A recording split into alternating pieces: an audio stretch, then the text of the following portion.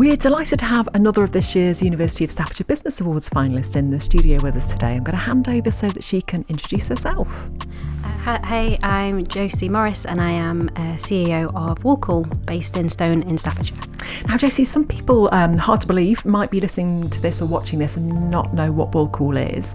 Can you please explain a little bit about the business? Yeah, sure. So Woolcool produce insulated packaging using sheep's wool as the alternative to a polystyrene box. So if you imagine shipping meat, dairy, vaccinations, they all have to be kept temperature controlled, so not like fridge lines basically.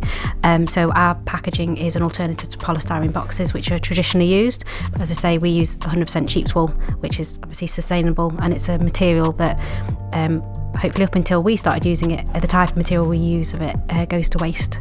So hoping to do something a bit better for the environment. And you were the first company doing that, weren't you? It was your mum's idea, and, Yep. and she innovated this, didn't she? Obviously with a big team as well. Yeah, so she was working as a packaging consultant back in early 2000s, and she's always has been a packaging consultant from when she was in her 20s and when she had one of my older sisters. And she was asked to come up with a way for the National Trust to send produce in the post. So they have a group of farmers that they look after, and they were trying to generate more value for their farms after foot and mouth. So they asked for Angela, my mum, I call her Angie at work, to use her packaging consultancy technologist design brain in order to come up with a way for them to send the meat out, but without using polystyrene boxes, because it's against the National Trust ethos. So using that creative brain that she had, she went away, trialled loads of different materials, came across wool as an option for insulation, thought, would this work? Designed a box and then tested it, and day one it actually outperformed the status quo, the poly box. So she then sold 5,000 International Trust, went back to her day job, and then decided, as things started to pick up e-commerce wise, to look, and sustainability became kind of more at the forefront. She decided to launch Woolcool in 2009. So the rest, as I say, is history. 16 years later. Goes so quickly, doesn't it? It really does. A hugely successful business now, working across lots of different sectors. So it's food, but it's also pharmaceuticals, and I imagine other things as well. Yeah, so predominantly food and pharmaceutical, and export. We export across the world, but we do sometimes get some odd things. We had a guy once wanting to line a coffin.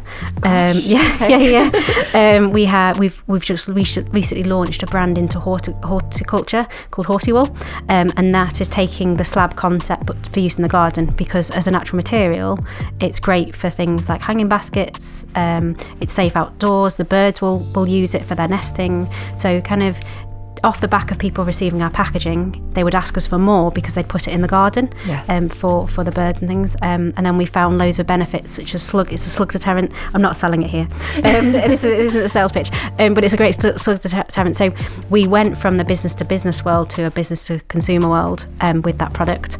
And there's loads of other applications for both wool and our product. But I kind of feel like, although we're 16 years into our journey, there's so much more we can explore. So it keeps things exciting. I can definitely say that. And you've saved huge quantities of plastics and other materials from going into landfill, haven't you, over those years? Yeah, so typically the best comparable really is in the last 12 months. I think it's something like 21 blue whales worth of weight of polystyrene, so about 3,000 tonnes or so, depending on the size of the whale, obviously, but around 3,000 tonnes worth of plastic packaging from going to landfill by using wool instead of polystyrene. And still there's loads more, because our predominantly we've been in the food sector, but we started to grow our pharmaceutical element of our company. We're starting to grow into that sector more and more, but still one of the most predominant materials used in pharmaceutical is EPS or polystyrene boxes. So we still got loads to go out there, and that's probably the sector where we can have the most impact from things like saving lives, because typically the boxes are used for shipment of vaccines or life-saving treatments. So we're hoping that we can also have a great story to be part of the kind of helping people journey too. You're expanding into other parts of the world as well, aren't you? Yeah. So we've just partnered with a distribution partner in the US. So we've got a hub there where we can take our product into and then ship out from there in Ohio. Obviously things are always evolving globally, so we also ship into Europe, and we've just recently visited the UAE to see what the market's like there and starting a feasibility study in the UAE, which is pretty exciting because it's because of the temperature challenges out there, our packaging comes into play on more products. Yes. It's still a relatively new market in terms of e-commerce, but it's certainly an opportunity for us. So we kind of like to diversify. I think if you have all your eggs in one basket, it can sometimes be a bit risky. So we've tried to diversify out beyond just the UK, as well as different sectors, to the point around horticulture. And wool, of course, it can be used in any climate, can't it? It can keep things hot, keep things cold. Yeah. It's not just a UK or a Europe thing. Yeah, I mean, wool, I never thought when I saw Mum designing the box when I was 13, 14, I thought she was a bit crazy, if I'm honest, using wool, like natural material. What are you doing with this wool? It's from a sheep. And actually, joining Woolcool, you learn and actually over the years, really, you learn so much about natural materials and about the different applications of natural materials that are possible that we've ignored, because traditionally natural materials are used, then plastic came along and we replaced everything with plastic because it's cheap. Yes. And plastic, it's quite a clever material because it's so flexible and it's something that can be used for so many different applications. It's kind of a super material. However, it's also got a lot of negative connotations, and I think we've started using it in applications where it's not needed. And we always talk about right material for the right application. So that's where the wool comes in. It's a great insulator. It's renewable. It's abundant. It's compostable. If you put it, if you had a wool liner today and you put it outside, it would be gone in 3 to 6 months, either with birds stealing it or composting in the ground. And I mean, there's other characteristics of wool that we found over the time. It absorbs moisture really well. So if you've got condensation in the box, it'll absorb that from the ice packs. But also there's some studies around it being antibacterial, which is quite interesting because it used to be used as gauze for soldiers if they got injured. So there's loads of applications for natural material, and particularly of wool. So I'm a massive advocate for using natural materials, but not overuse, just in applications where you can replace something such as plastic. We're super proud that your mum is alumni of the university. She's also an honorary doctor of the university. Yeah, she's very proud to be. I'm actually quite slightly jealous that I didn't go to the university as well. But yeah, she's definitely a proud alumni, and I think she's really glad that she was really happy when the business awards were launched, because it was something that she'd get involved with, that she'd come and visit the uni again, go back to her youth. And I think then when she got the honorary doctorate, she was so pleased, so made up. So I think it's really important to keep that link with both the city and the county, but also the university, because it's something that's, it's kind of where we came from, really, in terms of it helped to enable that design-led mind in Mum to then go on and have a successful career. And of course, you're now CEO, so the second generation of a female-led Staffordshire business. Yeah, so that is correct. And I work with my sister as well. So my sister's our CFO. We have a really great balance. For us, it's around diversity through strength through diversity. Mm-hmm. So I think we're kind of flying the flag for female-led businesses, but at the same time for businesses that are inclusive, but also taking on board all of the different skill sets that we get brought into the business, and both Jess and I, over the years, we've both been at Woolcool for about, I think it's 11 years now, so we've built up that great dynamic with each other, and our goal is just to continue that and continue creating opportunities in the area for people, and fulfilling like what Mum started, really. Yes. Yeah. And of course you're a finalist. Woolcool is a finalist in 3 categories of the Business Awards, so I'll try and remember them. So Business of the Year, Growth, and of course Team of the Year. So one of those there, recognising everybody at the business that is helping to push things forward.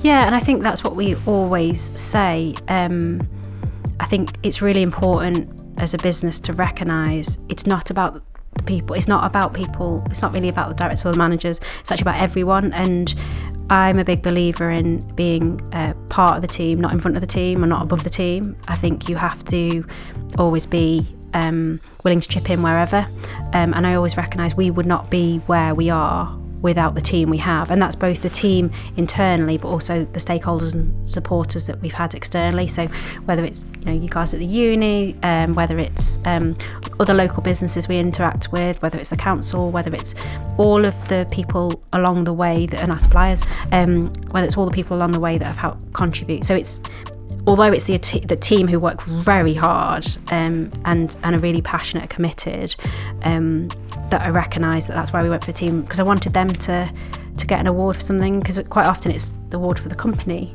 Yes. And actually the important thing for me was that I wanted the team to recognise that we recognise the hard work, and we wouldn't be Woolcool without them. Yes. And how many staff do you have there now? We have 73 team members, and we have another 30ish that are kind of seasonal, part-time, on and off with us. So because we're in food sector, we have quite a busy time at Christmas. Yes. So we have to kind of react to that, and it's certainly grown. I think when Jess and I first started out, there was 5 of us. Okay.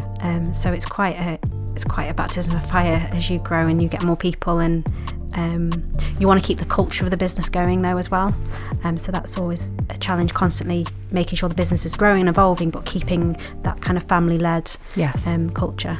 And a lot of those jobs, I guess, are local, that they're people from Stoke-on-Trent, from Staffordshire, that are working for you. Yeah, pretty much everyone is Staffordshire based. I think we've got one person who actually moved out of Staffordshire recently, but she is from Stoke originally, and then I think pretty much everyone else is within the Staffordshire border. There might be a couple who are on the cusp, but we're proud of that, and we'll always keep Woolcool in Staffordshire.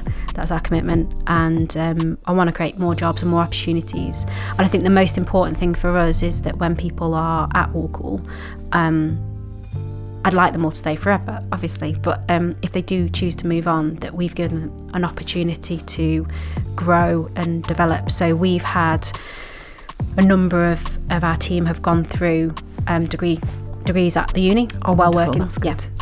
So that's been fantastic. I think we've had 4 so far that have gone from gone through the whole process over time with the uni and working at the same time. So that's been really beneficial for them, but also for us, because they bring the skills in. But then also we invest in MBQs, forklift training. We invest in different types of courses, whether it's the softer skills or the more job specific. So in terms of, we always say that we want everyone to have the opportunity to upskill when they're at Woolcool in whatever level they want to go to. And some people, and I'm probably this person, just say, I'm happy with where I am, let's just do my job and move forward that way. So we just give the options for people. That's incredible. Well, thank you so much. It's great to have you involved with the Business Awards, and also great to have you here with us today. It's been a pleasure, and thanks very much for having us and having me, and for putting on fantastic awards. I think it's really important for the area. So yeah. Thank you.